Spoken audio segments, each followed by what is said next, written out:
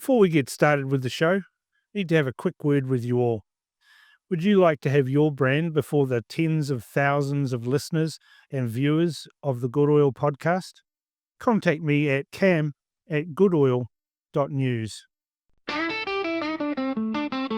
Hey, now welcome to the show, where the wind's blowing strong and the truth can flow. This is the Good Oil. Catch a vibe today with Cam Slater leading us all the way. Grant Ovenden, welcome to episode 17 of the Good Oil podcast. Thank you. Thank you for having me.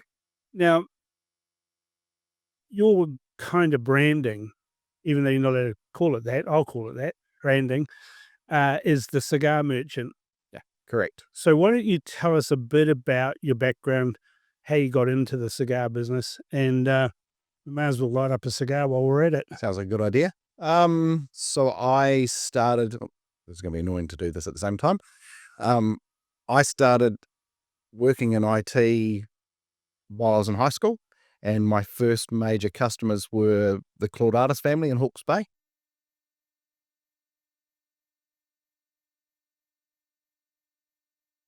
And they were Greek fishermen who smoked cigars. And so that's kind of how I got started on cigars. And now you're, the largest independent tobacco importer? Correct. Largest for premium cigars and pipe tobacco in New Zealand. Now, there is a difference, isn't there, between premium cigars and what I euphemistically call dog rockets. Of service station cigars is a politer name. Yeah. Yep. So tell us a little bit about that. So premium cigars in my sense is also known as New World cigars. So cigars not made in Cuba. And that's pretty much what I deal in. I don't touch Cuban cigars. Why is that? How long have you got? We've got an hour and a half. So fundamentally, the reason I don't touch Cuban cigars is quality. Yeah. That's the overriding issue. And secondly, it's a communist country. The workers are paid almost nothing, and they don't see any of the fruits of their labor. So it's a quality and philosophy argument for you. Absolutely. Which is kind of interesting because almost everybody says to you, oh, you smoke cigars. Oh, have you got some good Cubans? And I've got some Cubans, right? Everybody's got some, right? Correct. Those are the ones I give to people who ask for them. Yep. Right? People who know what the difference is never ask for a Cuban. Yeah. I take my hat off to them. Let's face it, they haven't been the top cigars for a quarter of a century, but everybody to this day still 100% walks into the store and asks for a Cuban cigar. Is that because the communist regime hasn't been able to welcome any investment into, new technologies or research or all those sorts of things? Or is it a case that the communist regime drove away the best growers to other countries? The second. Or a combination? Definitely the second. Right now, Cuba's they're always in a crisis mode, but for the last 18 months, they're in the worst crisis they've ever seen. Rolling blackouts, a lack of fuel. So they've always got economic issues going on. But definitely the best thing that ever happened for me was Fidel Castro seizing the country, and all the masters left and went to Nicaragua, Honduras, Dominican. I've got, I don't know how many cigars now.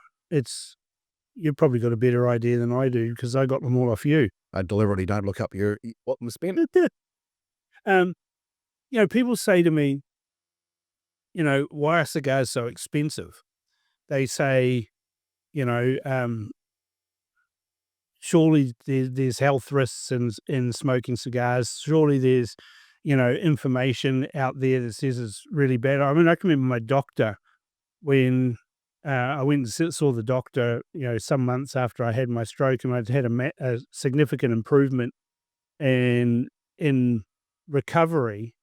And he asked me why that is, and I said I put it down to two things. One was physiotherapy, and the second thing was smoking cigars. And he, like, his face dropped. He went white. What on earth are you doing that for? You had a stroke, blah blah blah. And I said to him, well, mate, the benefits of cigar smoking for me overwhelm any of the potential negatives.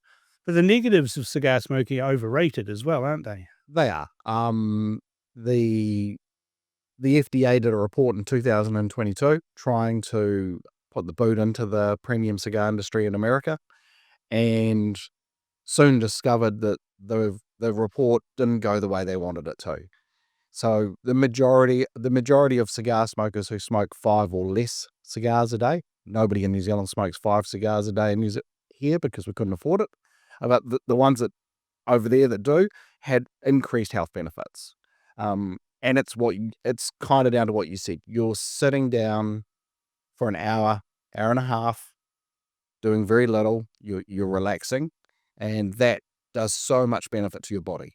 I mean, you'd have to be Winston Peters level of smoking to get through 5 cigars in a day. Oh, it can be done. Oh, no, like I seen Winston do it, right? Well, he consumed about 5 cigars over an evening that I spent with him talking about politics. But that's the thing, isn't it? This is why I started cigar smoking. First of all, they have huge quantities of nicotine in them. There's more nicotine in a cigar than there is in a packet of cigarettes. Correct. Right? So you smoke one cigar, you're getting more nicotine. Now, the health Nazis would tell you that nicotine's bad for you. Correct. It's addictive, but it's actually not bad for you. Oh, I don't believe it's addictive. Right. Well, I don't either, because I smoke cigars and I can take it or leave it, and I don't need to. So I'm not sure if that's what we've been told. The nicotine's highly addictive, and you shouldn't have any nicotine. But actually, nicotine increases neuroplasticity, which is, the fatty tissues in your brain have become more elastic. It's when they become brittle is how you end up with strokes. Yep. And that's how I recovered from my stroke, by smoking a cigar a day and going to physiotherapy. Sitting on that beach, relaxing. Yeah, I would just sit on a chair and my phone would be off and I'd have a cigar, and there would be an hour and a half, depending on the size of the cigar, an hour and a half or 2 hours of uninterrupted relaxation. Yeah. So I don't know a single, and I know, thousands of people that smoke cigars. I don't know a single one of them that wakes up in the morning with what you'd say, addictive tendencies. One of my closest friends just had a stroke. He was in hospital for 11 weeks. All the professionals were like, you're going to have withdrawal symptoms, da da da da da. And he's like, I'm not. He said, I don't smoke. Nobody that smokes cigars regularly needs a cigar. No. It's for the cigarettes. It's a habit forming process, and it's also the 1,000 chemicals that are in a cigarette that probably makes you addicted. Well, that's a good point, though. In this cigar, for example, which is mighty fine, Thank you. actually, what chemicals are in this? 0. So what's in the cigar? Just natural leaf. Just tobacco. Tobacco that's basically fermented and aged. So, So these cigars have got the tobacco in these cigars are 6 years old. Right, so 6-year-old tobacco, and the only thing that's added to this cigar is a stupid little plain package brand. Yep. Which is a New Zealand compliant package. Of course. But it seems ridiculous because people collect bands, and now we've got this. But we don't smoke cigars because they've got nice pictures on them. No, but the authorities would lead you to believe that's the reason why people buy cigars. So Canteros, that's the name of your business. I get people contact me all the time. Oh, can you smoke cigars? Who's the best person to go to? And I always refer them straight to you. Thank you. They say to me, if I want a good Cuban, I said, well, for a start, there's no such thing. But there's better cigars out there, and Grant will put you in, he'll talk to you about, what sort of tastes you have and what your profile, things like that. I know that you can't recommend cigars to people, but that's all right. There's so many to choose from. You'll eventually find your way to the one that you like. Yeah, so cigars are kind of like enjoying whiskey or wine or even food. There's sweeter tendencies, more savory tendencies. You're right. People find their warehouse pretty quick. And so in terms of the market in New Zealand, you said you were in IT. Correct. You're no longer in IT. At what point did cigars take over from IT? So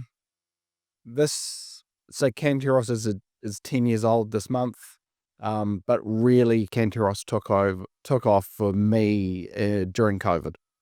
But before that I'd already left IT. So thanks, Jacinda. You'd be I'm the only Radion's biggest fan. I'm the only person in New Zealand that actually, yeah. No, I don't know, Ash. Ash, who I interviewed before, he says the same thing. His business took off under COVID. Yeah. So booze and cigars took off under COVID, and it's not slipped back since then. No, in fact, it's increased. So what happened is I came home from my other job.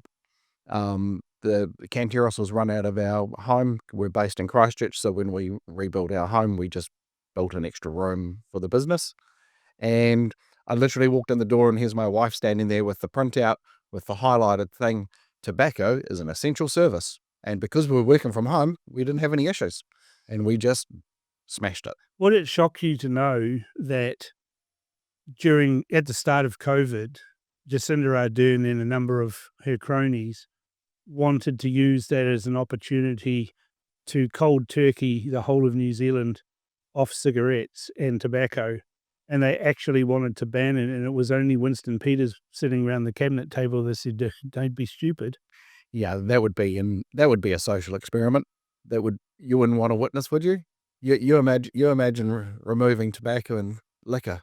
I can remember giving evidence to a select committee about tobacco taxes, and this was a number of years ago, and they're substantially higher now. But I had, Hone Harawira was in Parliament at that time, and he was adamant that this was colonisers killing Maori and all this sort of nonsense, right? And I said to him, "Well, do you know how many cigarette smokers there were 10 years ago?" And he didn't know. And I said, "Well, you're sitting here in a select committee. You're supposed to be at least aware of the impact. And you're saying that increased taxes will reduce harm and will reduce the number of smokers, right?" He goes, oh yes. I said, "Well, 10 years ago, there was 750,000 smokers. And we've had 10 years of tobacco increases. How many smokers do you think there are now?" He didn't know. And I said, 750,000.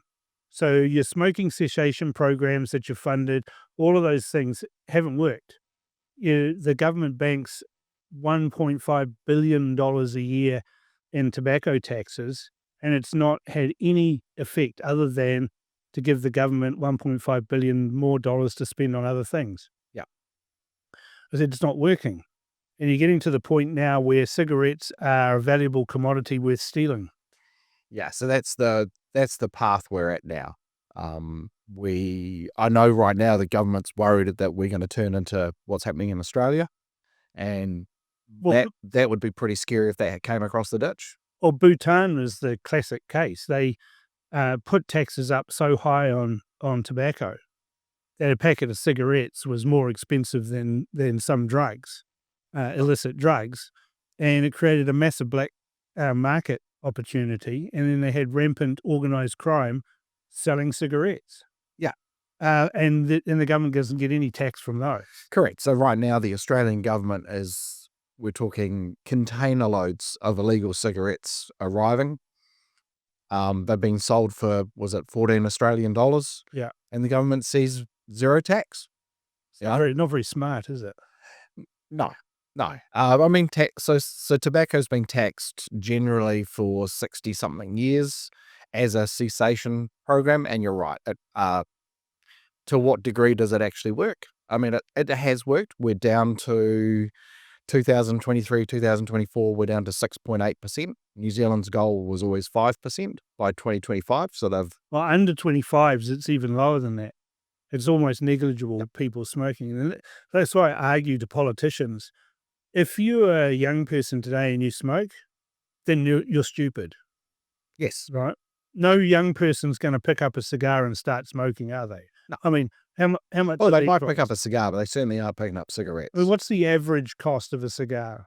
I mean, yes, there's smaller ones and bigger ones and skinny ones and whatever, but there's an average, isn't The there? majority we sell would be around $50. Right. So no one's going to start. Oh, I know. I want to start smoking. I'll kick it off with a cigar. Correct. Yeah, it's not it's a luxury product. Let's be honest. I mean, how many New Zealanders spend $50 on a bottle of wine once a week? They don't probably. Well, no, they probably spend $50 on 2 bottles of wine Yeah. a day. No, let's hope not. Well, between 2 Oh, people. Ash Yeah. would like that. Exactly. Yeah. But yeah, so cigars are, as I say, cigars are not cheap in New Zealand. They're a luxury item, but we're tarred with the same brush. Yeah, and that's always been the case with the consecutive governments, and that is probably one of the biggest issues we face. So taxation, just for the uninitiated, taxation on tobacco is based on weight, isn't it? Yep. So it's per kilo of tobacco imported. Yeah, per kilo of tobacco. So if you've got a packet of cigarettes, it's got a small negligible amount of tobacco. Yeah. So there's your fundamental difference. So yeah, New Zealand rakes in 1 point something billion dollars a year from tobacco. I can tell you the 2 top cigar sellers in New Zealand, we provide, based on what we sell, we probably provide between us sort of 3, maybe at a stretch 5 million, but probably not. But, sort of about $3 million a year in tobacco tax. So the rest is cigarettes. Rest of cigarettes. So we're not even a percentage. But they hammer the crap out of you. Correct. Yep.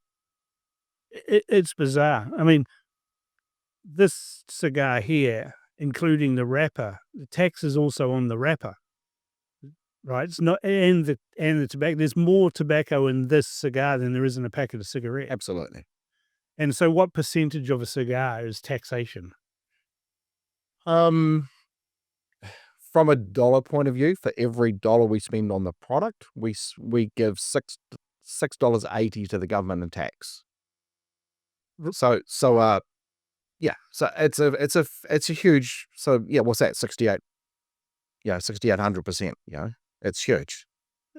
That's massive. Yeah. People, I mean, this is the one I love. People think that, probably like Ash as well, they think because we sell a luxury item, we're absolutely making hay. The reality is we give most of it in taxes and compliance costs. It's ridiculous. Yeah. Absolutely ridiculous for really no health benefit at all. As you said, nobody in New Zealand smokes 5 cigars a day. No. You'd know who that person was. I would. Right. Yeah. Same with pipe tobacco. Pipe tobacco is the same, isn't Haven't it? yet met them, unfortunately. Well, pipe tobacco would be similar, wouldn't it? Yeah, so pipe tobacco, so there's an interesting old world issue. Pipe tobacco is taxed at the same rate as roll your own tobacco and cigarettes. Yeah. Because years ago, when they did do the classifications, the large tobacco companies thought that they'd be clever and declare roll your own tobacco as pipe tobacco, because at that time it was a lower tax rate. But of course, so they've ruined that for everybody. So, and the majority of pipe tobacco smokers are all in their 70s, 80s, and 90s. They've paid well, yeah, but they've paid taxes their entire life, and they're absolutely browbeaten on tax on the one thing they enjoy. It's just ridiculous. Again, I started pipe smoking after, actually during COVID. That was really enjoyable, especially in the winter months. It's a little bit more enjoyable than smoking cigars, but it's a similar concept. You taste the tobacco, you savor the tobacco, but you're not actually inhaling it into your lungs. Correct. And there's a different, pipe tobacco is a little bit moister. So you can't roll it. No, you can't roll it. Which is my argument. You cannot roll a cigarette with pipe tobacco. Just physically impossible. No, you need that bowl to produce some heat so that it'll allow it to smoke. Yeah. But you see a pipe smoker, they're constantly relighting their pipe. It's a art. It's not a Yeah, it's people that come in and ask about pipe smoking, you've got to explain to them. There's a reason why you see university professors in every movie smoking a pipe. It's because they're largely paid to sit around and do nothing all day, so they've got the time to learn how to smoke a pipe. Yeah, I started watching a YouTube channel by a guy called Mutton Chop Piper. And whenever people say they want to start smoking a pipe, I say to them, well, watch this. Watch this guy's videos. He takes you right through the whole thing about, double smoking and all of those sorts of things. It's where, you're sucking it in through your mouth, but exhaling it through your nose. That way you get the whole full flavor body of it. Yeah. But I started doing that with cigars, and I found I enjoyed them more that way too. Yeah, so that's the retro howl on a cigar is a very, a common ritual. Some of us can't do it though. Physically impossible, it turns out. The interesting thing about pipe smoking that we've seen this year is the amount of people that are trying to get off vapes and are taking up pipes. Vapes are not what they're cracked up to be, are they? No, they're extremely addictive. They're more addictive than a cigarette. Why is that? Is it the nicotine levels? Because you don't No, agree with that, it's so they or the habitual nature of it? the it's I've read a report a long time ago and I can't remember it exactly, but basically it is the way that it's because it's vaporized, it enters your system in a different means, and that I think it gets absorbed quicker, so you need more of it more often. Right. Is probably the layman's version. So why don't you tell us a little bit more about what it's like being New Zealand's largest premium tobacconist? I mean, surely you've got a big target on your back as well by being the largest. Um, yeah, certainly there's compliance issues. But from there's two ways to look at it. What one um with New World cigars that I deal in, the hardest part for me is there are thousands of extremely high quality cigars. There are hundreds of amazing families, but New Zealand's market is only so big, and it's only ever going to be so big because of the cost of tobacco. Yeah. Um, so it's kind of it's kind of like sitting in a European car dealership and every single exotic car brand available to you, but you've got to narrow it down to what do you think will sell, what will align with your customers. It's interesting. I recently opened a warehouse in America, so now I have even more access to the range of product that's out there, and I'll literally sit there after an hour going, stop. You can dream all you'd like, but honestly, in New Zealand, there's only so many people that buy cigars. But they're going to want the best ones. They don't want to have poor quality Correct. cigars. I mean, there's nothing worse than a Service station a cigars. service. Your white owls and things like that. Oh, white owls still sell. Well, they do because most people think the only place you can get them is a service station. Yeah. Yeah. I mean, it's like the craft beer industry. We all use the Untapped app. We all want to tap. We all want to scan, the latest new beer release, which I understand most liquor stores hate because most people just buy one can. Yeah. And then that's it. So there's plenty of unicorns in every industry, and you've just got to pick which ones you enjoy. I mean, that takes you a while, and that's what I actually enjoyed with one of your clubs, is that it gets expensive, but you got a selection each month. You could try out different cigars, and then find the things that you liked. Yep. That's how I got on to Weaselitos, for example. Yep. It's a little cigarillo. I loved it because they were massive bang for your buck, so to speak. Like there was a real headache hammer version of it. And if someone said, "Oh no, I love smoking cigars," I was, "Oh, well, try one of these then," and then just watch them peter out after about 15 minutes. Yeah, so Skip Martin from Roma Craft makes very unique cigars, and yes, the majority you'd class as certainly sledgehammers. And the Weaselito definitely was probably one of his best inventions yet. What they call in the industry a Lancero, and he cut it in half and turned it and just turn it into 2 shorter cigars. And yeah, a brilliant concept. Yeah, our Cigar of the Month clubs are really good for that. We've got one where we donate all the money to John Cuban's Mighty Foundation. Oh, yeah. And then our other one, which is what you were in, which is the high-end new releases rare cigars. Yeah. And that gives people a good broad spectrum. Oh, and that's how I kind of built up my collection, is that I'd get these cigars and I'd start smoking them, and sometimes, there'd be a couple left over from the month, and then I'd get the next month for coming, the next month for coming. But then I started, I really like that one, so then I'd call you up and buy a box of those or whatever, Yep, I know there's at least one Hemingway member that still pretty much has every single cigar archived. Right. And yeah, I'm hoping I'm in as well, so that if something happens, I'll pick up the collection. But yeah, I mean, and that's the majority of people. It's a great way to build a collection. Heaps of people think that, you get a Churchill-sized cigar, right? And they actually call them Churchills, right? Yeah, you're about to hit the next pet peeve. Let's talk about that, right? Oh, These are the urban myths of cigar smoking, aren't they? Yeah. yeah. So your two biggest ones. We've already done the Cuban. Everybody that's new to cigars walks in and wants to buy a Cuban cigar. Yeah. Largely because America can't get them, so they're a coveted product. And the second one is everybody walks in and wants to buy a Churchill. So a Churchill is a size of a cigar. It's not a cigar. It's a 3-hour smoke, really. Yeah. So it's typically a 7-inch by 48 cigar. So 7 inches long. Yeah. 48's the ring size. 48's just slightly narrower than these. Right. Yeah. And yeah, that's your two pet peeves nailed pretty quick. There'd be very few new cigar smokers who could handle a Churchill. Absolutely not. Yeah.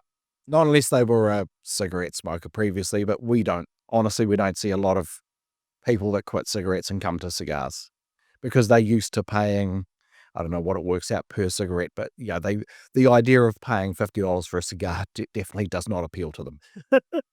See, I wouldn't pay $50 for a packet of cigarettes, but I'd easily pay $50 for a cigar. Yeah, absolutely. They just taste better. Yeah. And you won't wake up in the morning, you don't have this ashtray mouth. Yeah. But so you don't get that with cigars. No. No, it's it's a totally different product. I mean, as I say, one's laced with chemicals, one's 100% natural. So you've got thousands of cigars, various different lines, all, some of them are a bit quirky. There's what's that one where there's 3 cigars? Libra. Yeah, all tied. Yep. And then when you unpack them, there's 3 cigars and they're all twisted like a snake. Yeah. So the Calibra is a great story. 3 cigars tied together, and that's what the factory workers were given every day. So instead of your factory workers, pilfering a cigar, 2 or 3 or 5 cigars a day to smoke at night, the factories just had generally the junior rollers, the new rollers would roll the Calibra and twist up 3 cigars, and that was more than enough for a staff member to smoke when they went home. Yeah. I've got a couple of those, but you kind of need 3 people because I don't like to unravel it and then leave it unraveled. Yeah. So you'll have the Kefi Calibras from memory. Yeah. And, it's kind of weird. You also get people who say, oh, okay, well, I've had enough now. Can I just stub this out and keep it for tomorrow? And I just look horrified when they say that. Because I view that smoking cigars is like drinking port. Once the cork comes out of the bottle on a port bottle, it shouldn't go back in. Correct. Yeah, so cigars are, fundamentally, once you start a cigar, you're drawing smoke, also ash, into that. It's basically a filter, right? Yeah. So once you do that, my rule of thumb is you can stop and have your meal, and then you finish your cigar after your meal. Yeah. If you're inclined. I always like to smoke my cigars in the afternoon, right before dinner, probably start about 2 o'clock or 3 o'clock at the latest, and have a nice relax to round out the day. Clearly, you don't have a day job. I haven't had a day job for 20 years, and I love it. I love not having a day job. Yeah, it does give me the freedom to smoke cigars, do whatever I want, and whatever I want includes smoking cigars. So you get I think you'd find the majority of New Zealanders would appreciate a cigar definitely after dinner. That's probably the most common time that they get a cigar. with a good scotch, Yeah, with a good, good single malt, yep, good Irish whiskey. or bourbon.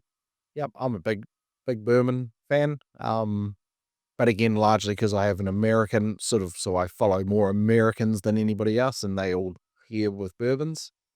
When during COVID, um, yeah, because we were all bored shitless, weren't we? Sitting around smoking cigars. I was busy packing cigars. Yeah, baking cigar orders, but you took the time to arrange to get various different cigar manufacturers and founders and that onto Zoom calls, and Yep. it was kind of it really. We're all sitting there, about 20 of us on the Zoom calls. I remember the Omar Freitas one, and there's just all you could ever see was just a cloud of smoke in everybody's screen as we're all sitting there, busily smoking cigars and listening to the the founder explain how he founded his cigar house and all that. And Omar Freitas is a really good story on that. Yeah, so Omar is ex NASA, like the last sort of industry you'd But he's a massive guy as well, eh? He's say. huge.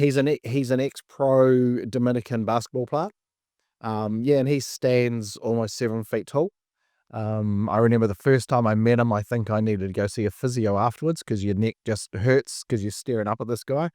So yeah, so he has he spent, I'm sure it was over 300 days every year for 3 years on the road, pounding the pavement to build that cigar business. And he's done an absolutely fantastic job. And they're fantastic cigars as well. I mean, I've got a fair number of Fratello cigars, and they're just absolutely mint. Every one of them is out of the park. Yeah, so Omar's, he's he knows what he likes to do. So he uses the best in Nicaragua. So he uses Hoya de Nicaragua to roll his cigars, and he uses the best in the Dominican Republic, which is La Aurora, which happen to be the 2 oldest factories in both countries. And I mean, so what you see, you kind of see a progression of a cigar brand owner that will use a contract factory, Yeah. and then a lot attempt to start their own factory, and normally that's when the wheels on the bus fall off. But he knows what he's bloody good at. He's bloody good at selling cigars, so he just sticks to them rolling them, and it works really well. He brought out the Inverso, didn't he? Yeah, which we all thought was nuts, right? So, but by God, it's a great cigar. Yeah, so that was the Navita, which was so he just simply reversed the wrapper and the binder, the 2 outer layers. And honestly, I even phoned him up. I said, "You're nuts." I said, "There's no way this is going to taste any different." And then I was like, "Oh crap! You've actually hit the nail on the head. It's a totally different cigar." Yeah, I mean, you wouldn't think. Just explain that for a second, right? There's filler. That's the bit in the middle that provides the bulk. Yep, that's correct. So you filler. So you have a bunch of filler tobaccos. So that's normally sort of 3, 5. Some go as high as 10 different tobaccos to make the filler. And then outside of that is an ugly leaf, which we call the binder. So to hold it all together in the right shape. Yep. So that holds it together. That goes into the press. And then when that's, depending on what shape format they're going for, then when they finish it, they put a sexy, smooth, AAA grade wrapper on the outside. I've got some cigars and I don't smoke them. And that's because the wrapper on them is like a velvet or a rough kind of thing. And for some reason, I don't like the... You like looking at it and you don't want to smoke it? I don't want to smoke it. Yeah. Right? It's not that it looks sexy or anything. It just doesn't vibe with me to smoke it. It's furry on the outside. Yeah, so it's not. That's by design, Yeah, so so the makeup of a cigar is quite unique. So literally the binder 9 times out of 10 is a failed wrapper. It's an ugly, it's got a tear in it. It's got excess veins, whatever. So that it becomes the binder for that purpose. The wrapper is is obviously the most expensive tobacco. That adds a lot of flavor to the cigar. So this cigar, which is my 30th anniversary cigar, has a double Ecuadorian shade binder and wrapper. So we double down on the flavor profile. So years ago, you would see a Cameroon cigar, which is what Arturo Fuente Yeah. and JC Newman use a lot. Yes. But it's a really unique flavor profile because it comes out of Africa. Now what you see is in the last sort of 5-10 years, they're using what failed to be the wrapper as the binder. So you're picking up that awesome flavor note still in that cigar, and that works really well. Yeah, I mean, that's when I started smoking cigars. I got a little book, and you can write down the flavors that you taste, and then and like it kind of didn't work for me because I didn't have that developed palate. And you do. You can taste some of those flavors. Some of them are said to have a chocolatey flavor, and Yep. The La Creme from Crowned Heads, which is the chocolate mousse of the industry. yeah, and there's all sorts of different ones. I have gravitated towards a more darker cigar, and a more kind of oily smoke that like if we can get a nice big cloud of oily, very flavorsome smoke out of it. There's one I think you set out to the club once and everybody raved about it. It was just a little cone shaped tiny cigar. Yeah, so that would have been Nasty something. Yeah, Nasty Fritas. Nasty Fritas, yeah. That's probably one of the best cigars that I've smoked other than the Opus X. Yeah, so your darker cigars, Drew Estate tend to use more the American Connecticut broadleaf, which is yeah, you're right, it's a thick, oily tobacco. By and far, the largest producer now is Mexico, so they do a San Andreas Maduro wrapper. That's the next big popular one. But yeah, darker cigars have, they're kind of a bit more robust, as I say, normally a thicker leaf. You've smoked one. Oh, you sure do. Yeah. Yeah.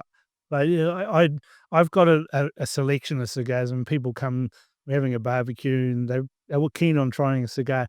I always try and pick a lighter one for them because you give them a Maduro off the bat. Yeah. They're never going to smoke a cigar again. Correct. Yeah. Yeah. So yeah, that's typically how we do things. Yeah, typically lighter cigars are a little bit more forgiving.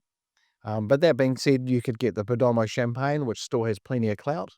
So not all not all lighter shade cigars are light in body.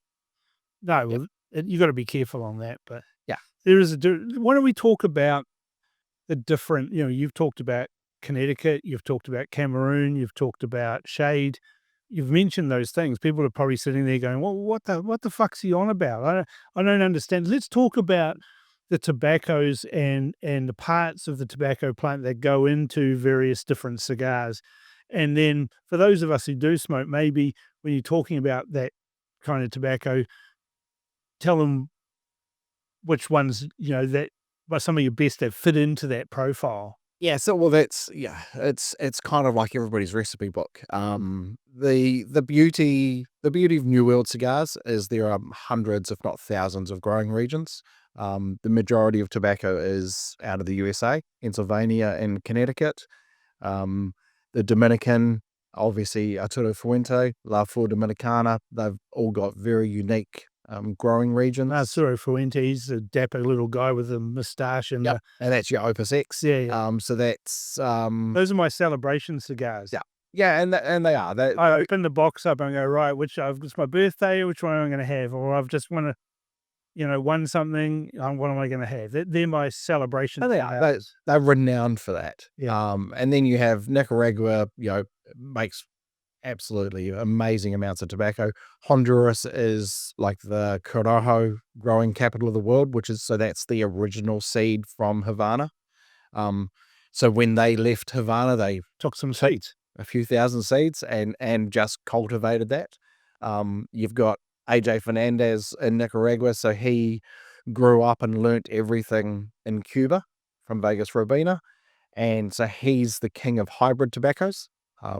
His Bellas Arts, I don't know how I'm going to show my age, but I think probably 6 years ago, I just saw that cigar. I knew it was going to be a winner, and sure enough, it was cigar of the year because he knows what he's talking about with tobacco. And then like Ecuador's become the king of shade. They grow at a higher elevation, so it's a lot of cloud cover, so they don't have to use cheesecloth to make the shade.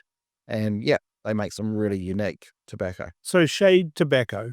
Yep. So that's typically your lighter colors. That's what we've got here, isn't it? Yep. Right. It hasn't had as much sun on it. Correct. It hasn't got as potent concentration. Yep, it's a of lighter bodied. yeah, Yeah. of the I don't know, various different tobacco makeups of it, and it gives you the lighter and a lighter taste too. Yes, although that can be deceiving. Yeah, Yeah. I mean, people think that the lighter color, that's just the wrapper. The tobacco that's inside that wrapper, Yeah. could be a mixture of Yeah, you could have some Ligero in there, which is your stronger tobacco. So that's from the crown of the plant. So that's most cigars have Ligero in it to add that body. yeah. Your stronger Liga Privadas that you enjoy have a lot more Ligero in it. So the way a tobacco plant is, you've got sort of 4 stages of leaves, and depending on where you go up on that plant is sort of the strength profile. Right. Yeah. So up the top of the plant, As your strong, stuff, because they're getting more sun. Yeah. Because and the ones at the bottom have aged a bit. yeah, they probably don't have to do as much work, right? Yeah. So they were the first out. They've grown to full size, whereas the stuff at the top's got to work hard to get all the nutrients up there Yeah. and make things stronger.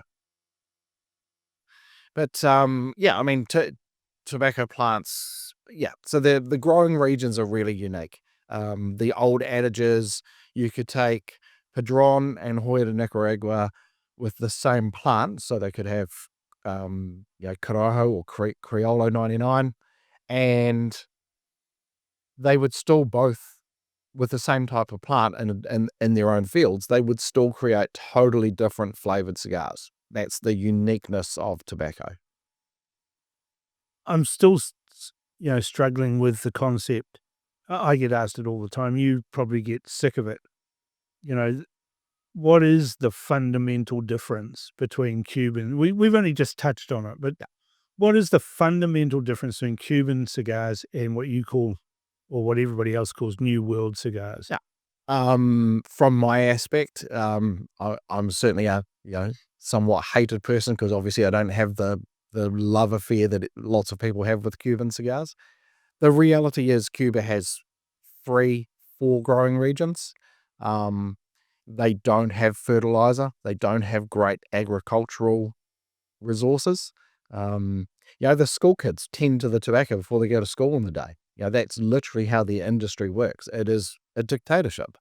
One would argue about how much passion there is in that industry.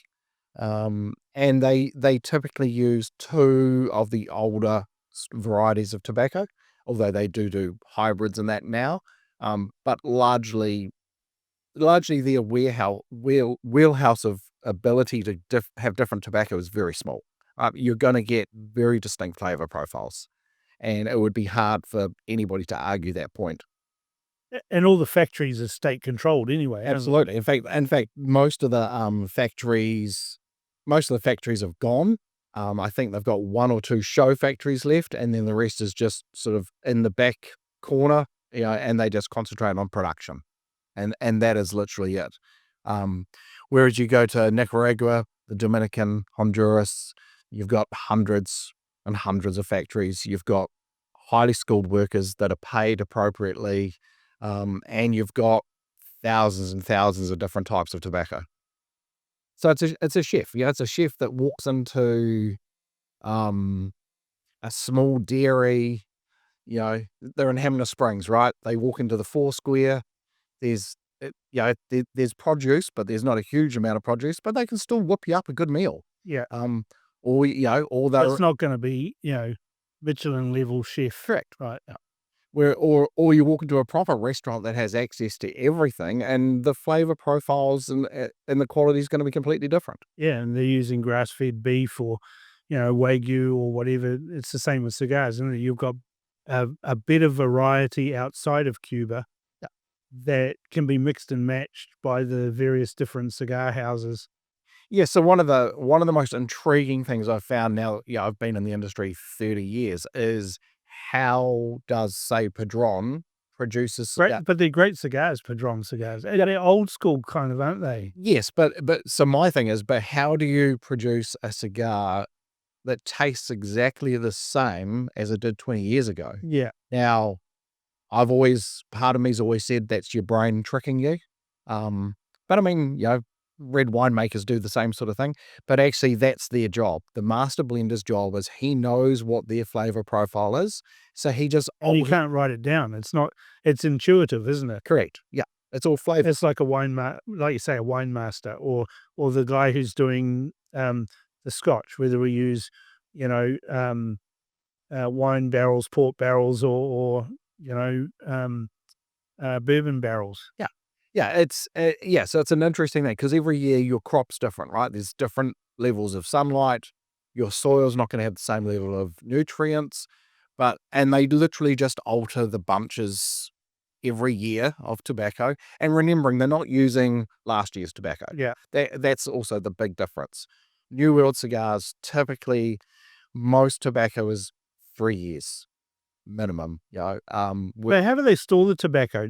Explain that. I mean, I know how they store it. Yeah. But So it's literally big, just big stacks of tobacco, what we call pelons typically, and they're rotated. So it's like your compost. It builds up some extreme heat, and if you don't rotate it, it will get. it's kind of like a pile of tobacco leaves on a pallet, isn't it? Mhm. And about that size in terms of, a meter high and, a meter 2 wide. to 3 meters. Yeah. Yeah. Yeah. And they've got so it's all tobacco's put into hands. That's the word that they use, and they rotate those hands constantly as part of the formation process. It's not unlike champagne and riddling of champagne bottles. You got to turn them a quarter turn so often, otherwise it doesn't come out right. Yeah. It is a very unique art form. Once it's finished that curing process, the fermentation stage, then it is literally just put into sacks, or bales for a bit, and put away and stored. So it's left quite brittle. So before they start rolling the cigars, they then have to rehumidify the tobacco to be able to make it malleable. Yep. And then roll your cigar. Speaking of humidity, storing cigars. Yeah. In New Zealand, I guess we're a little bit lucky. I mean, I've got mates in Fiji and they don't even have humidors up there. Don't really need them. No. So what's an ideal percentage humidity to keep cigars at so they don't go off and get better, actually? Yeah, so that's the $1,000,000 question. So the old rule was 70% humidity and 70 degrees Fahrenheit, or about 20 degrees Celsius. That's been sort of eliminated in the last sort of decade. Now we try to hit about 65% humidity. And you can retard the aging process if you want to by lowering the temperature. But you do still want to keep, if you're just aging to enjoy, then you keep that sort of in the 18, 20 degrees. But definitely the humidity is a lot lower than what we used to think. So Aucklanders can pretty much year round just get by with temperature control, Mhm. because our average humidity. One of my oldest cigar friends, Dean, and Onehunga, his boxes of cigars just sat on top of the fridge. He never had a humidor, and they smoked amazingly well. Christchurch is a bit different. Christchurch is extremely dry, so you need to add that humidity. That's what happens when you get dry cigars. Yeah, that came from Christchurch. You can tell. Good. It's split. It's still smokable, but that's Yeah. the wrapper. It's Yeah, that's look. It's a handmade product. It is leaf. It's now burning, so you've now got you've got extra heat in there. you've got a lot more heat in there. Ruptured cigars is just part of the process. One of us had to have it, and for once today, it's not me. No, that's all right. Normally, it's me. So I don't care. The only thing I hate about cigars is when you've trimmed the end off, the cap of it off, and you've kind of nicked a little bit too low, and then it starts unraveling on you. That is the most annoying thing known to man. Yeah, so that's another one is people tend to cut way too much off. You literally want to graze the end of your cigar, so like 1 mil. You can cut more off if it doesn't draw well, but you can't put it back on. You're cutting money off, basically. Yeah. We watched Hand Rolled, the cigar industry movie, the other night. We have watched it for years, and there's an influencer on there, and he cuts half an inch off the damn thing, and it's like, what are you doing? Are you saving that for later? Yes, exactly. We'll smoke right to the end. In fact, your fingers are asbestos. Correct. That's my nickname. Yeah. What about the cut? We've used a straight cut on these cigars.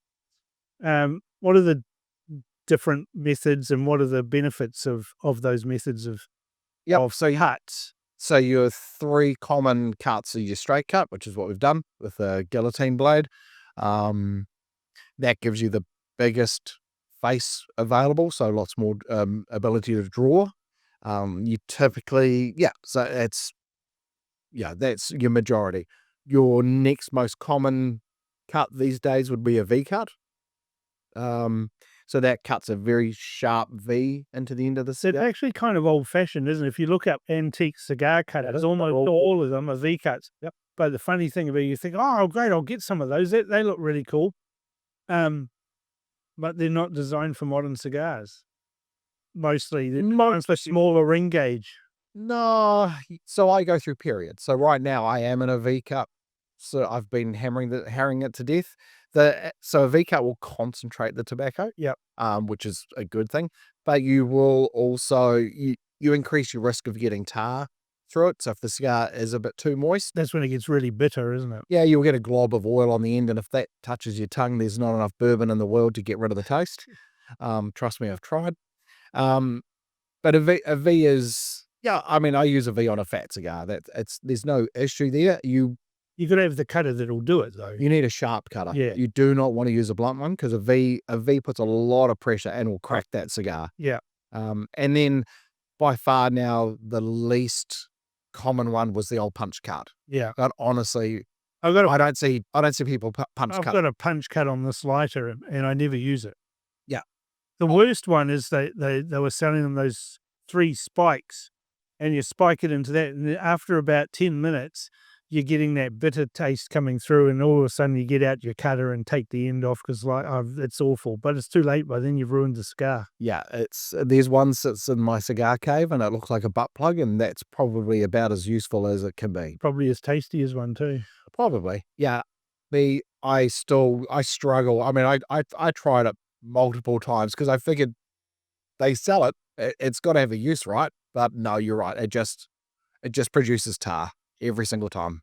So when Winston Churchill was smoking his famous Cigars. big length, what, a 7-inch cigar? Yep. What were those that he was smoking? These would have been So there were Cubans, so they were Cuban. So back then, pretty much all cigars originated out of Cuba. And so he had varying different. So Romeo and Julieta is rumored to be his favorite. But he didn't have a specific blend that he went to, because remember, he was also gifted box after box, and you get gifted a box, you're not going to be picky. The biggest cigar smoker that I ever ran into before I met you was Doug Graham. Oh yes. And I actually lived in Vogel House with him when I moved to Wellington. I would wake up at 6:30 in the morning to the smell of cigar smoke wafting out of the kitchen while he was eating a legend. Eating his muesli, smoking a cigar, and I was just thinking, wow, I'm lucky that the time zone, so when I have to deal with the factories, it's it is morning for me, but it's late afternoon for them. So, and they love it. If I'm sitting there smoking a cigar and drinking a coffee, it's a good day. But that doesn't happen that often. But he used to just smoke cigars endlessly, and now he must be over 80 now, Doug Graham. So smoking all those cigars all that time hasn't affected him. No. Well, that's He never smoked cigarettes. I never saw him smoke a cigarette. so. Wasn't it George Burns's favorite line that if he'd quit cigars when his doctors told him to, he wouldn't have made it to any of their funerals? Traditionally in New Zealand, though, cigar smoking is an event, cigar, a wedding, an engagement, a 21st, those sorts of things. If someone's ringing you up and saying, I've got a 21st, I've got 20 people coming, I want to give them all a cigar, Ashton half Corona. half Corona? Yeah. Explain to listeners what a half Corona is. So that's a short and skinnier cigar, so like a 5x44. Yeah. Purely because 17 out of those 20 people aren't going to enjoy the cigar. They're going to take your typical 3 puffs and put it down. They'll do it, but they're not going to. So I've done that for when I have staff parties. Every 2 years I have staff parties. I have a selection of cigars. I'll contact you. We'll get a selection of lighter type cigars similar to that half Corona. Get people to choose. If someone is a cigar smoker or wants something, You'll know straight away. and if someone's a blowhard and talks a big game about cigar smoking, what I usually do is give them the smallest cigars that I have, which are the Weaselitos, right? The very dark Weaselito. And that is the hammer from hell. If you talk a big game and you get one of those from me, you are going to be coughing up your spleen at the end of that. Yeah, so like your wedding party, they think that they're going to buy 50 cigars for their guests, and then they discover all the prices. So $2,500. yeah, the blood drains out of your face pretty fast. So you work with the budget, and it very quickly becomes the groom and the groomsmen have a cigar, and that's it. And maybe the grandfather, the fathers will have a cigar as well. Yeah. Like cigar smokers, I view them as the equivalent in the tobacco world as collectors of firearms, especially, machine guns and submachine guns and things like that. But both of those hobbies, for want of a better term, or pastimes or enjoyment, they're for enjoyment, right? And there's horrible restrictions on shooters as much as there are on cigar smokers, because the authorities pass regulations and laws that don't take into account the small percentage of people who smoke for enjoyment and enjoy a premium quality cigar or a premium pipe tobacco. Correct. Right.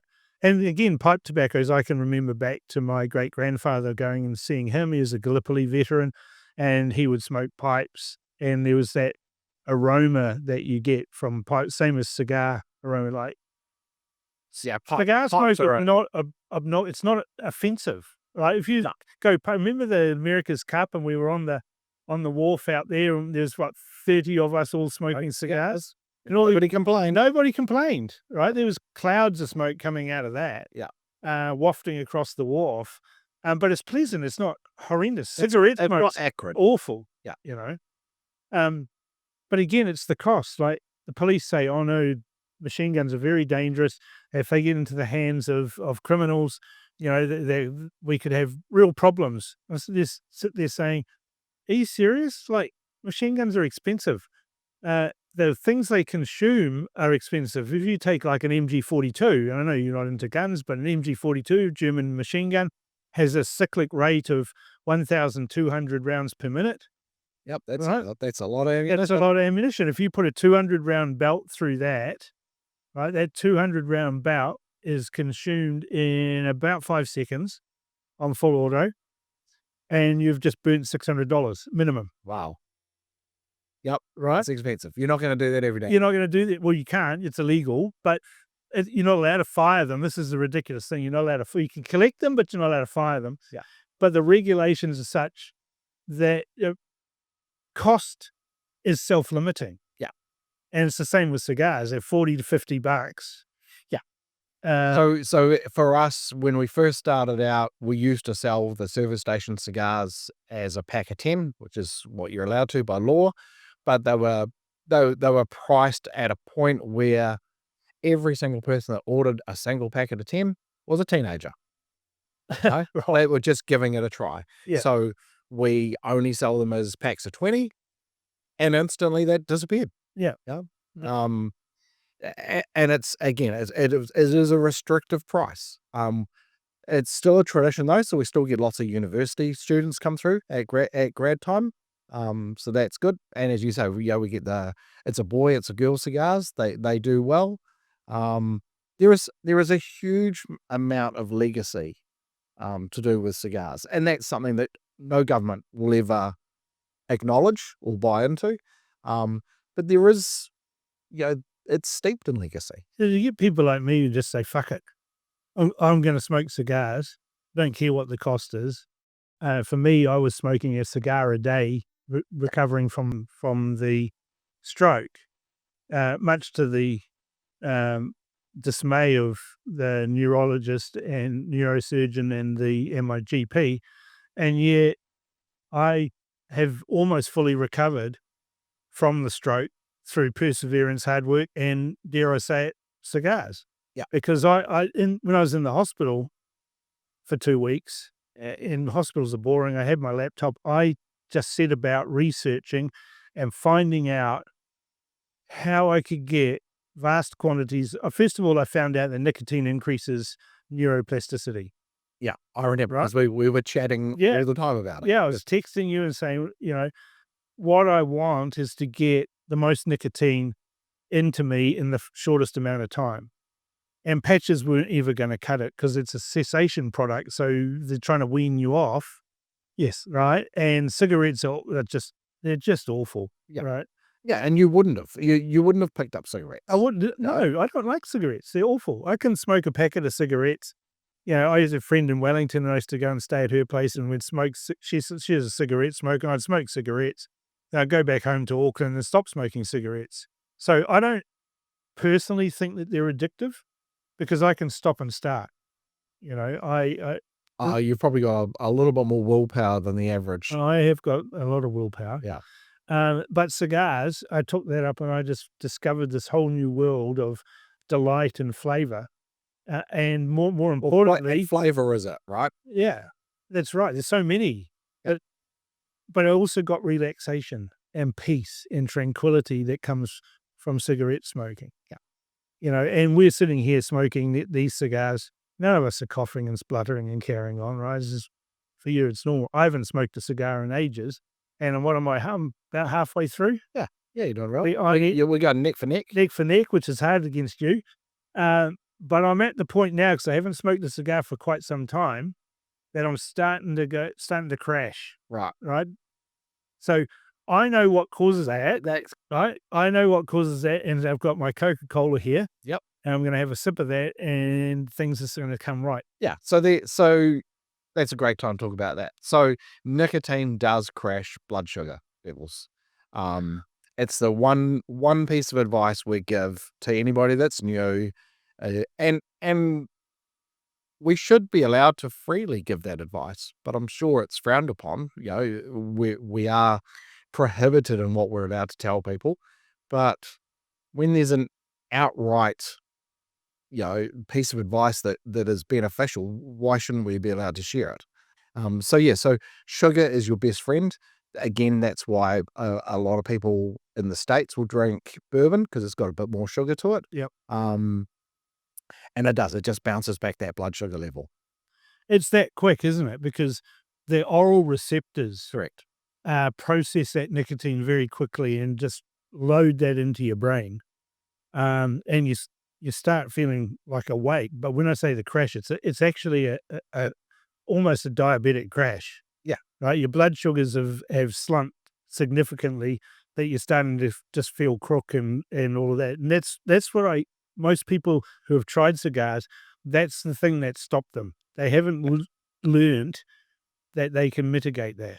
So your biggest thing is you should always have a feed beforehand. Again, just a bit of fortitude in your body, because they are a powerful product. So you do need to be aware of that. I mean, you're not going to sit down with Ash Palmer and drink a bottle of scotch and not, you will feel the effects of that. Be an idiot. Or we had it. Yeah, you'd be an idiot if you didn't sit down and have a feed first, right? Yeah. You don't drink whiskey on an empty stomach. Well, I'm sure plenty of people do, but it's not advised. Yeah. You don't go driving a car at 100 miles an hour on lack of sleep, right? These just things that are logical. Common sense and logic. Yeah, common sense. There you go. That's it. Yeah. Which is often lacking in society these days. Especially when it comes to health regulations. Mm. Yes, good old health regulations. You know, Grant, I get asked all the time, and I'm sure you get asked that makes you actually ill to even hear the question. What is the fundamental difference between Cuban cigars and New World cigars? We're smoking New World cigars. Correct. You mostly sell, You only sell New World cigars. Oh, yes. There is one twist to that though. So the Villager products are actually made with Cuban tobacco. Right. I was going to ask that. Do any of the houses take actually Cuban tobacco from the suppliers out of Cuba? Not as yet. So JC Newman has a bale from back when Cuban tobacco was legal. So that's the sort of the centerpiece. It's the centerpiece of their museum, which is really cool. So they can say we do have Cuban tobacco in our warehouse. That's an American company, isn't it? Yep. So they're the oldest American-based cigar family. Yeah, amazing family. They have helped us. In fact, we'll circle back to the Cuba one in 2 seconds. Yeah. So the JC Newman family and the Fuentes have the Cigar Charitable Fund, and that is, again, that's a whole aspect that our government and other people that are anti-cigars don't even realize. So they've built schools, medical centers, etc., in the Dominican Republic, millions of dollars Off the back of cigar sales. The old adage was the kids in the DR would escape to New York, sell drugs, make money, and that was their entire life, their prospects.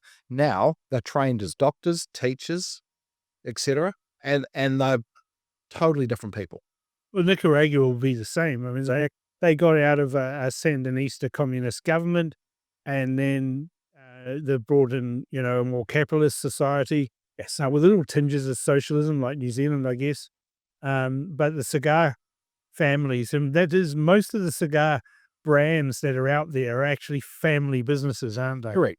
Generational family businesses. Yeah. So Padron has their own charity. My father, all of the major cigar families all have creches, schools, etc. They all uplift their society. Nicaragua has never seen so much lift in income in the last 30 years because of New World cigars. And it's fascinating and it's great. Again, a thank you to Fidel Castro for being a ball bag communist. No communist country in the world has survived longer than 100 years. And, even the Chinese are struggling on pure communism now. Yeah. So circle back to the Cuba versus New World. Yeah. Cuba has four, really they have three major growing regions for tobacco, four at a push, but they have very little resources. They don't have fertilizer. Right now they're struggling to have petroleum.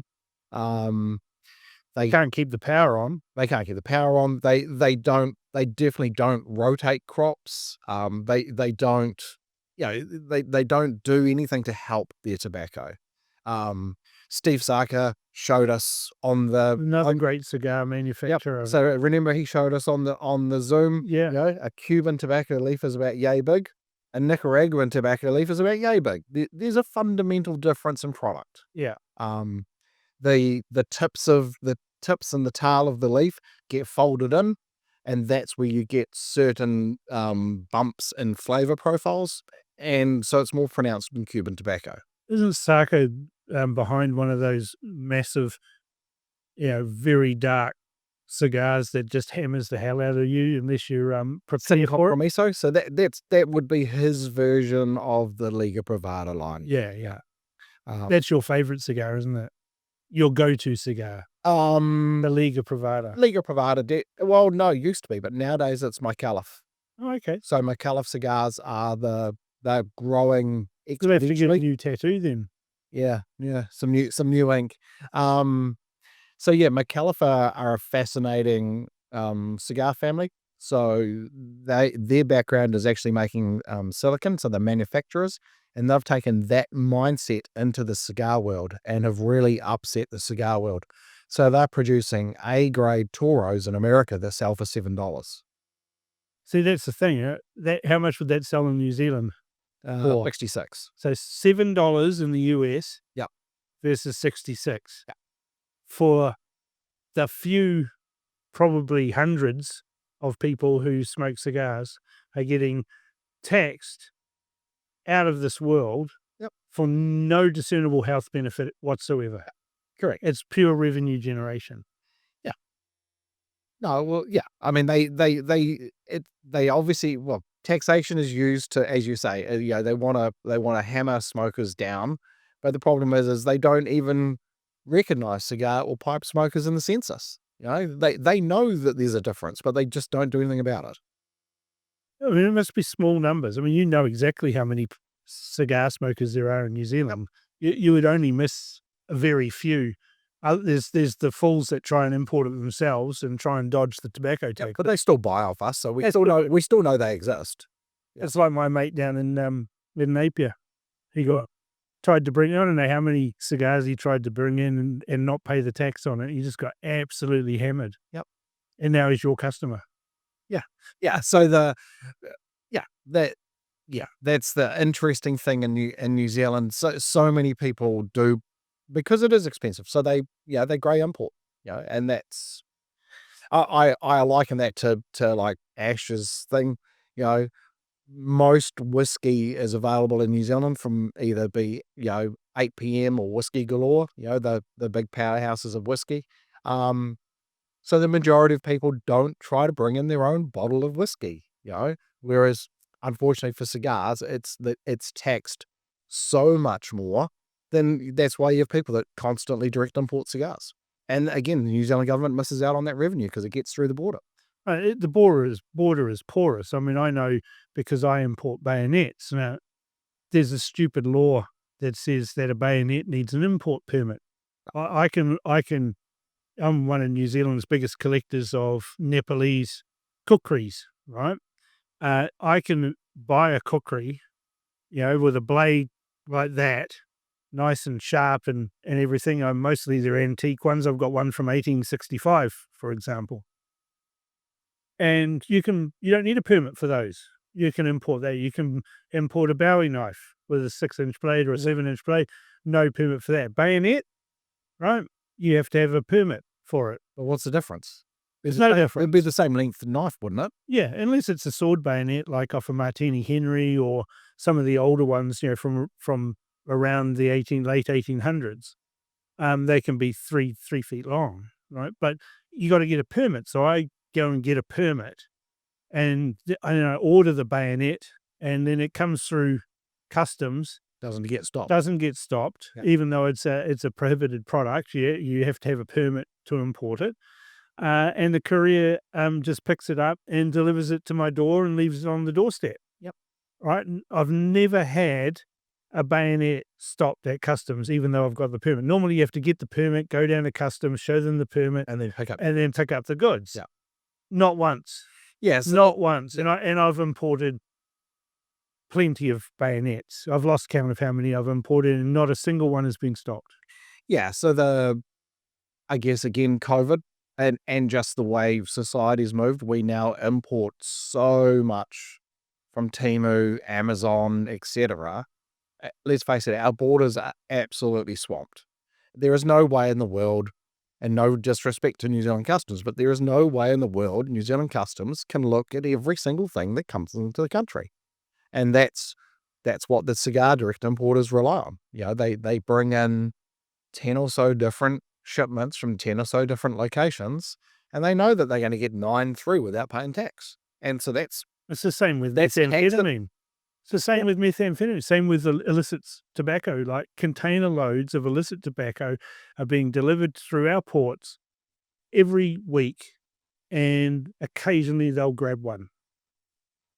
You know, there's people out in South Auckland with, van loads of tobacco products, illegal tobacco products, going around the dairies and Okay, so that has actually started here now. oh yeah, right. Anyone who's in the tobacco industry in around Auckland, I don't- selling Problem. you don't sell cigarettes, right? But you can talk to any of the large tobacco companies, and they'll tell you illicit tobacco is a growing problem. Right. I didn't think. Well, I was hoping it wasn't here yet, but obviously it is. No, it is. Yeah. All right. And I said this 10 years ago. They said, "Oh, illicit tobacco is not big," and I said, "You don't have any idea because it's illicit." True. And then I said to them, "Like, if you give me $50,000, I bet you I can go for I bet you I can get a container delivered right here within 2 hours." Yeah. And they didn't believe me. Yeah. But I know that it can be obtained. It's easily obtainable.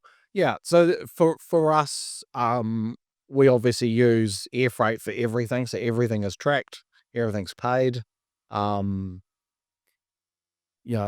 it is what it is. I see on the forums people, rant and rave about our prices, for instance. Well, I've never complained about your prices. no, That's what I say to people people. complained in general, but it's an No, it interesting doesn't thing. work like that. Like with you, I say to people, contact Grant, tell them you know me.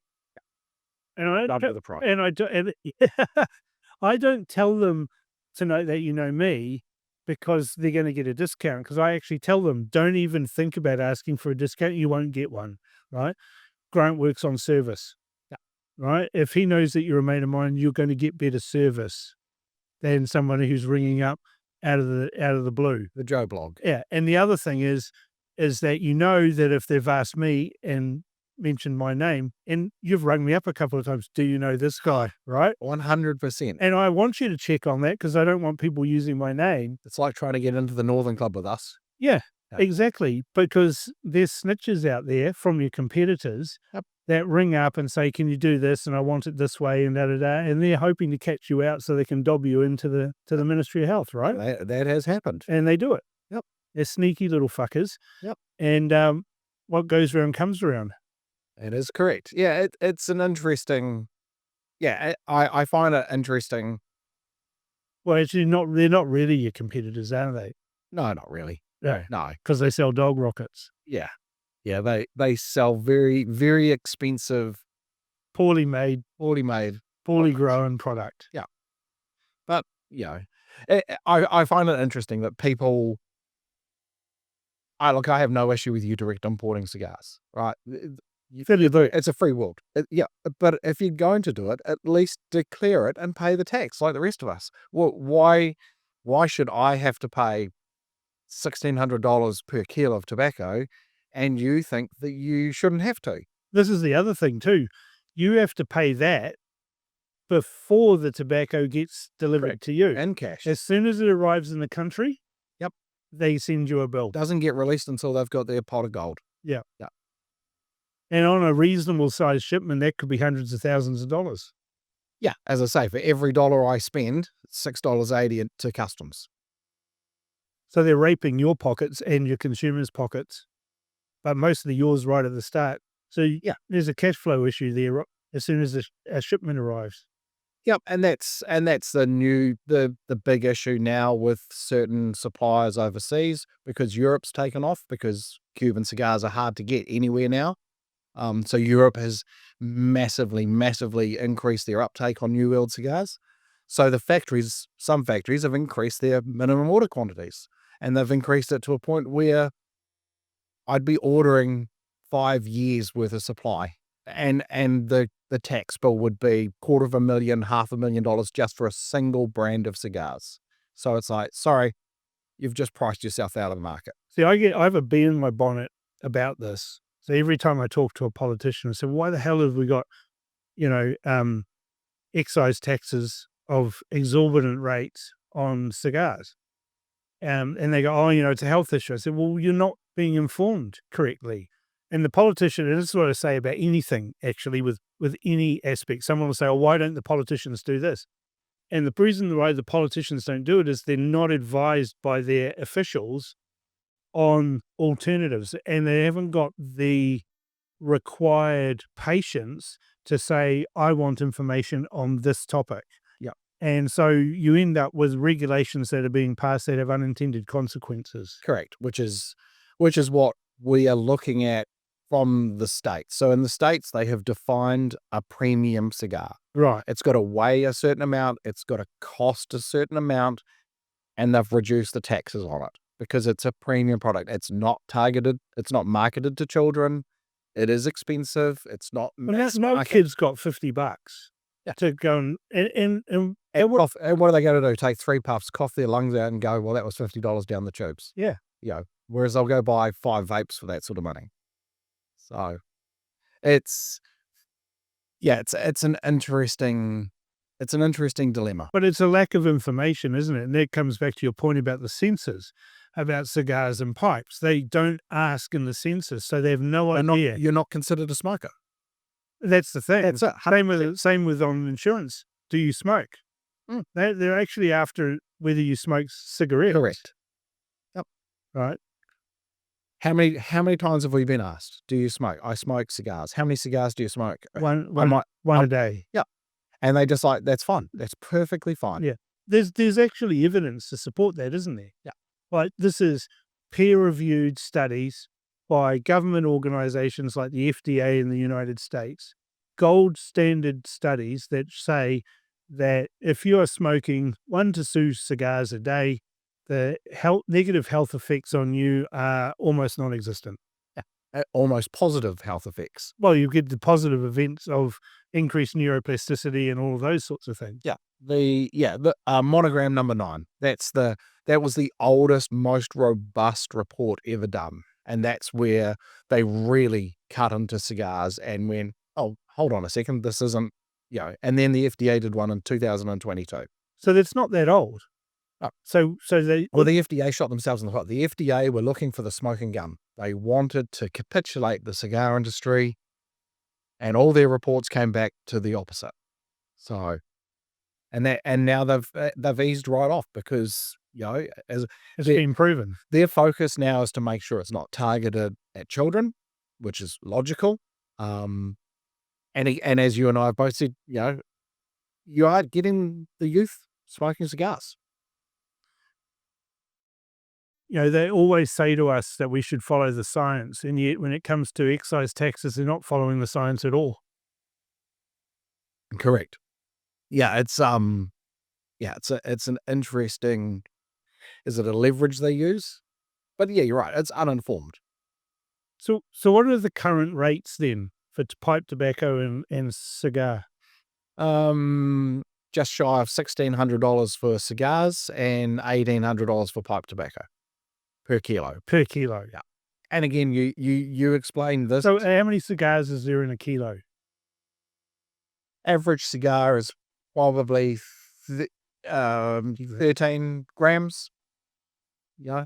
So a Robusto is sort of 12 to 13 grams. A Toro is 16 to 18 grams, thereabouts. So it's not a lot. No. There's less than, well, in a kilo there's 1,000 grams, so there's less than 100. Yeah. Really? Yeah, but it adds up. Oh, you should. Yeah. Yeah, and then you got these people that smoke these ginormous cigars, they're 30, 40 grams per. What about that massive 3-foot long cigar? How long was it? So that alone was that like $500 in tax, something ridiculous? Yeah. How long did it take him to smoke that? 7 hours. 7 hours. Yeah, but he didn't, as he said, he didn't really smoke it because most of it you're trying to pull it through a filter and it just, he had to keep lopping it down. Just a lot of suck, isn't it?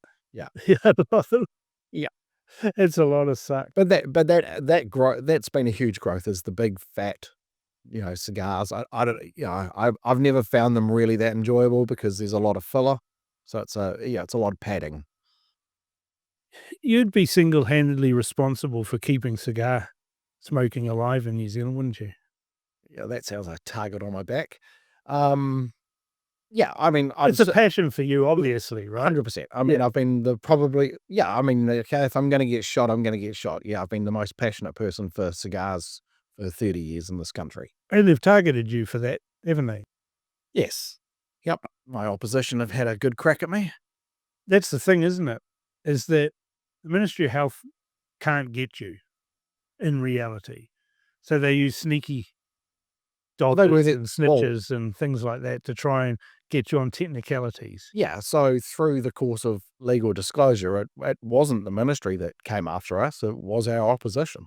And they, as you say, they literally did specific orders, asked specific things to make you trip over. So you have to do what any gun shop in New Zealand does now and verify who this person is. We've all Are done. they a trusted person? You know, I've got a mate who works in a gun shop. Periodically, they get someone come and say, "I want to buy an air rifle. Hey, what do you want to what do you want to use it for? Home defense."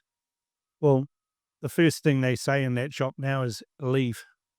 Yeah. You're a cop. Yep. Well, we've never not say everybody gets ID'd. Yeah. Um, unlike other websites in New Zealand where you just tick an honesty box. Well, that's foolish because any teenager can tick an honesty box. Well, every teenager's got fake ID anyway. Yeah. So, you know, there's risks and rewards. That's why I say to people when they call you up, say that you know me. And but I would say he's going to check too, Yep. by the way. Because if anyone rocks something, go, I know Cam Slater, you know, Yeah. know this Grant's going to call Oh, me. trust me, my team do not release a single order until they've physically seen a driver's license or passport. Yep. You know, and kudos to them, you know. Yeah, good on them. So Because it's your livelihood that's at risk here. Yep. And you make a mistake, they cost you. that cost you a huge amount. Yeah. So, you know, your competitors dobbed you in. Yep. Hired private investigators to do certain orders, to gather information. Set you up. Yep. Dob you into the Ministry of Health. What happened next? Yeah, the worst year of my life. So you're staring down the barrel of $300,000 worth of fines. You know, and it was, you know, it was, yeah, there were obviously compliance issues. But it's interesting how they come at me personally and the company. I found that quite unnerving. I've not really faced the wrath of the law from this point of view. You know, the judge was a good judge. You know, he listened to the arguments, but as he said at the end of the day, The law is the law. the law's the law. You're gonna get, you know, and so yeah, so we got fined. I believe 100% it was anti-competitive on behalf of my competition. All they wanted to do is financially destroy us. And, you know, they did a damn good job because it was $100,000 down the toilet. But, you know, we've learned our lessons. We've moved on. Everything's, you know, even more squeaky than ever before. So It's kind of like Nikki Hager writing a book about me and leaving out a whole lot of stuff and saying that this is, you know, how Cam operates and everything. And then presented it and the media go, you know, gotcha. What that meant for me is I changed the way that I operate, but it didn't change the way that I carry on. yeah. You know? So the like as I say, I've never seen legal disclosure in my life, so that was an eye-watering experience when you get, you know, 200-300 megabytes worth of documents from what they've done, and it's interesting to see how many orders they did versus, you know, Every other order. versus the 3 that were at fault. Yeah. You know, we're at 6,500 orders and a handful of, and you know, Ab- You know, slightly, you know, missed out on this or missed out on that. yeah, by not putting green bands on cigars. Right. Because everyone buys the cigars for the band, eh? Yeah, it's yeah, and look, but it is the law. You know, it was interesting. Not long after I was taken through the courts, there were some gentleman on the East Coast that got done for, was it $750,000 worth of illegal cigarettes, and their fines were less than half of what I got fined for So the thing is that compliance issues. yeah, your issues were compliance issues. Their issues were actually tax evasion, Yes. which is illegal. Yep. But you're kind of like persecuted the same. Yeah. So why does the Ministry of Health do this? Why do they focus on a small segment of the market? And the easiest way to measure that is how much excise you pay. Right? And you've said what, 3 to 5 million out of 1.5 billion. Between us and the other large importer, that's what we pay per year. Yeah. Yes, you're right. And then compare that to the 1.something billion. 1.5 billion versus 5 million at best. Yeah. And they're picking on you. And at best is correct. Yeah. And they're picking on you. Yeah. Yeah, it feels target. Feels personal, doesn't it? Does rather. But lessons learned. You know, it's always good excuse to get your best suit out of the cupboard. I don't own a suit. I smoke cigars for enjoyment, right? And ironically for my health. Yeah. I don't want to have another stroke. Yeah. I smoke cigars so I don't get as stressed out and so I don't have a bloody stroke like you did. Yeah. Yeah.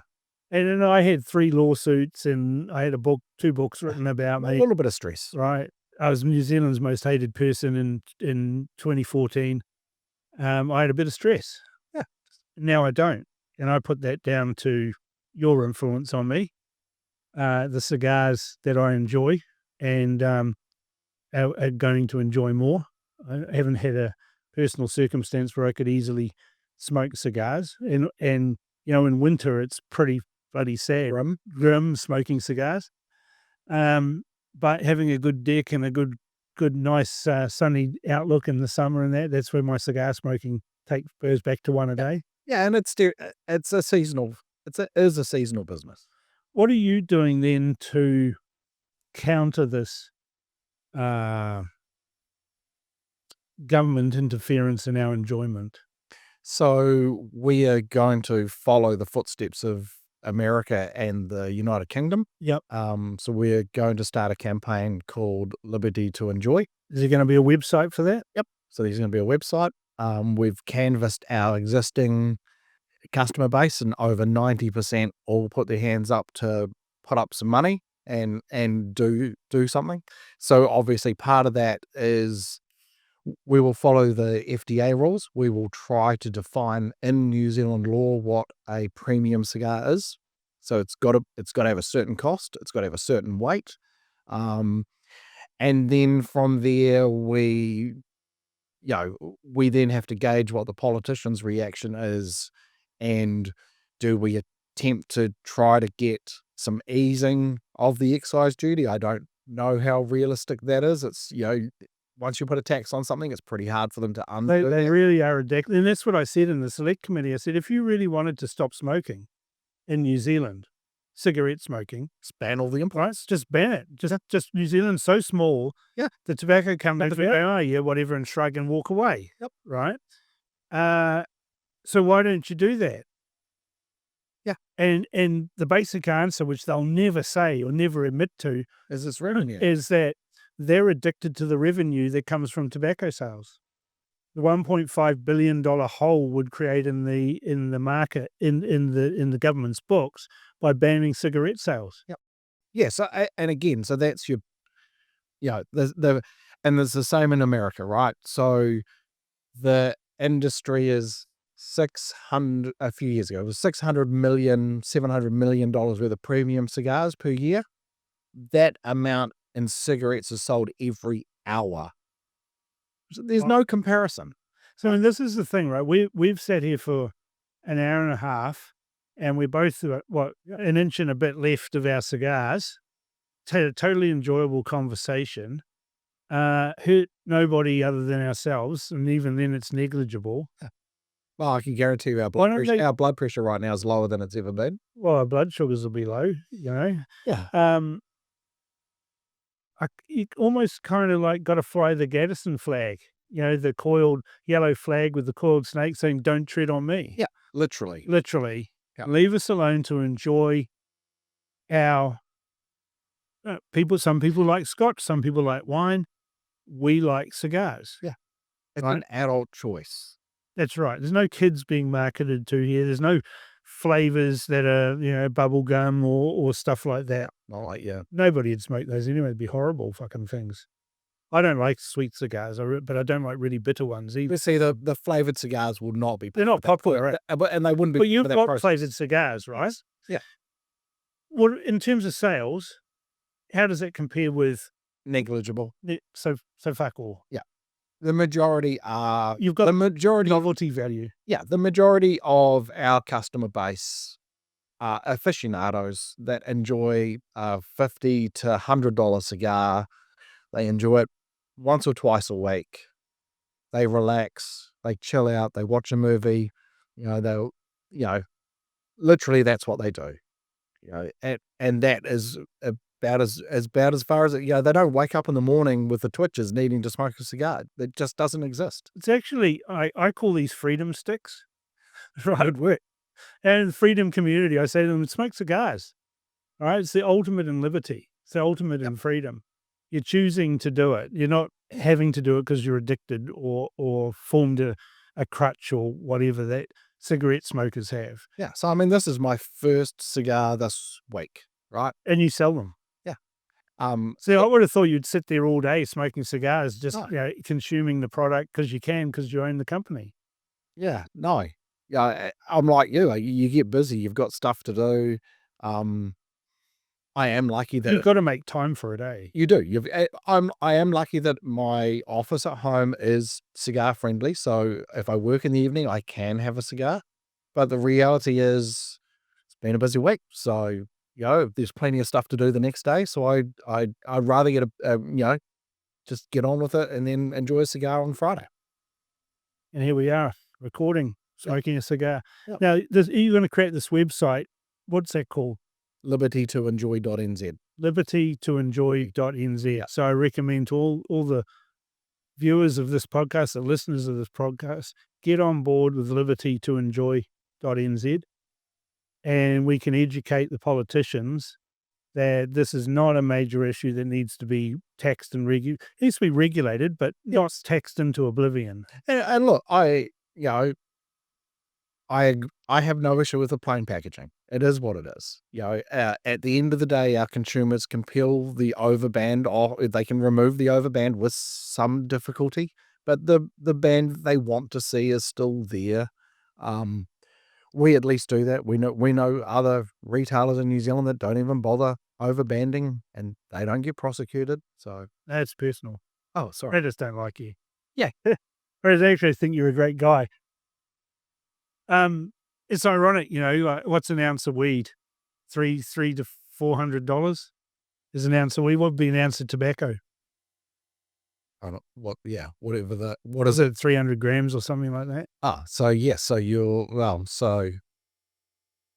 so that's 10, 20, It's about $500. $500. $500 for, and that's just taxes.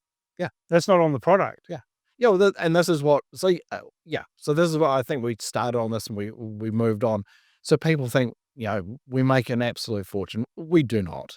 You're making a fortune for the government. Yeah, I mean every year in business for Canteros, we've lowered our margins purely just because you just have to. Yeah. It's just that's the reality. Right now we're in a massive hole. The economy. So there's no point in me trying to sell a $75 cigar. It just doesn't work. You've got to be a business owner. I've got staff to feed.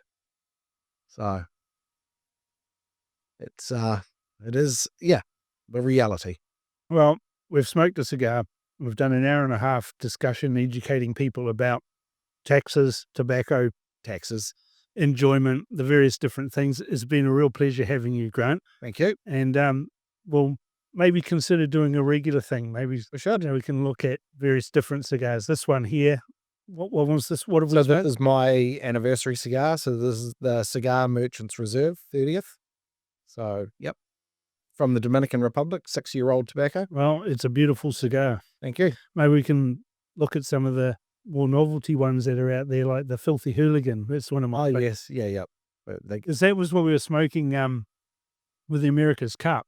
And that's got a very distinctive aroma, you know. Yeah. So it's a barber pole. Yeah, it's a different color wrapper around the outside, green, and it's got a leprechaun on the.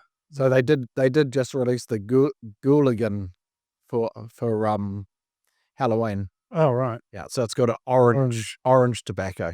Right. Yeah. Fuck me. We can do anything in our industry. Yeah, well, that's right. Thank you for having me. Thank you, Graham. Thanks, Cam. Before we finish up, I want to have a word to you about sponsorship. Your brand needs to be on this podcast. Contact Cam at goodoil.news. Thanks for listening.